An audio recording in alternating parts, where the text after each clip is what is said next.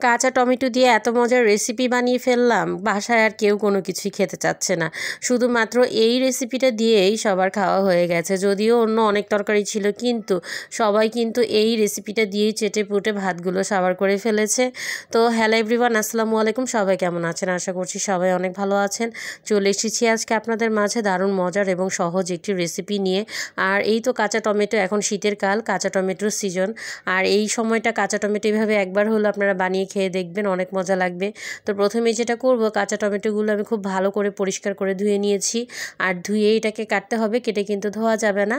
তো আমি এটাকে ধুয়ে পরিষ্কার করে নিয়ে, দেখতেই পাচ্ছেন উপরের যে বোটাটা আছে সেটা ফেলে দিয়ে এখন আমি এগুলা পাতলা পাতলা কুচি কুচি করে কেটে নিচ্ছি। তো দেখতেই পাচ্ছেন কিভাবে করে কাটছি, এভাবে করেই পাতলা পাতলা করে কুচি কুচি করে আমি এখানে যতগুলো টমেটো নিয়েছি সবগুলো কেটে ফেলবো এবং বোটাগুলো ফেলেই এগুলো কাটতে হবে। তো কাটা হয়ে গেছে। এখন আমি যেটা করব, চুলায় একটা পাত্র বসিয়ে দিয়েছি। আর এই পাত্রতে আমি এখন পরিমাণ মতো পেঁয়াজ কুচি দিয়ে, তেল দিয়ে তার মধ্যে দিয়ে দিলাম কাঁচামরিচ কুচি। তারপর আমি এখানে দিয়ে দিলাম অবশ্যই রসুন কুচি। আর এই রসুন কুচিটা অবশ্যই দিবেন, এটা কিন্তু স্কিপ করা যাবে না। রসুন কুচিটা দিয়ে তারপর যখন একটু ভাজা ভাজা হয়ে যাবে, তখন ওই যে আমি কুচি করে রেখেছিলাম টমেটোটা, সেটাই আমি দিয়ে দিব। দিয়ে এখানে পরিমাণ মতো আমি হলুদ গুঁড়ো দিয়েছি, ধনিয়া গুঁড়ো দিয়েছি, দিয়ে দিয়েছি লবণ। এই তিনটা একসাথে দিয়ে ভালো করে নেড়ে চেড়ে মিশিয়ে আমি এখন এটাকে ঢেকে দিব। আর ঢেকে দেওয়ার পর আমি ঠিক 5 মিনিট পরে এটা দেখেন অনেক পানি উঠে গেছে টমেটো থেকে। নেড়ে চেড়ে মিশিয়ে আবার আমি ঢেকে দিয়েছি। তো প্রায় আমি আরও 10 মিনিটের মতো রান্না করেছি। পানিটা একদমই শুকিয়ে গেছে। তখন আমি এখানে একটুখানি কাঁচা আস্ত ধনিয়া আর জিরা আমি একটু টেলে নিয়েছি। টেলে এটাকে এখন আমি ভালো করে বেটে নিব। আর এটাকে আধা ভাঙ্গা করবেন না, একটু গুঁড়ো গুঁড়ো করেই বেটে নিতে হবে। তো দেখতেই পাচ্ছেন আমি এখানে এগুলোকে ভেজে নিয়েছি, গুঁড়ো করে নিয়েছি। এখন যেটা করতে হবে, ওই যে টমেটোটা হয়ে গেছে সেটার মাঝখানে এই গুঁড়ো মশলাটা দিয়ে দিব। আর এই গুঁড়ো মশলাটা দেওয়ার কারণে কিন্তু স্বাদটা আরও বেশি বেড়ে যাবে।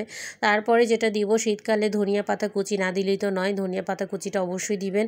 এটার স্বাদ কিন্তু আরও বেশি বাড়িয়ে দেয়। তো ফাইনালি কিন্তু রান্নাটা হয়ে গেছে। কি দেখলেন কত সহজেই রান্না করা যায় এই রেসিপিটা? আপনি শুধু একবার বাসায় বানিয়ে নেন, তারপর আপনি নিজেই দেখবেন এটা কত মজা হয়। তো এই তো আমি বানিয়ে ফেলেছি কাঁচা টমেটো দিয়ে। আমার কাঁচা টমেটোর ভাজি বলতে পারেন, ভর্তা বা যেটাই বলেন না কেন, এটা খেতে কিন্তু অসম্ভব মজার হয়। তো এই তো আমি এখন বানিয়ে ফেলেছি। আর এটা গরম গরম ভাত দিয়ে খেয়ে দেখবেন, ভীষণ টেস্টি হয়, ভীষণ স্বাদ হয়। এই একটা রেসিপি থাকলে আর কোনো কিছুই ভাল লাগবে না। বিশেষ করে ঠান্ডা জ্বরের মধ্যে, সর্দি কাশির মধ্যে এই খাবারটা তো আরও ভালো লাগে। ঝাল ঝাল টকটক একটা ফ্লেভার, খেতে কিন্তু অসম্ভব মজার হয়।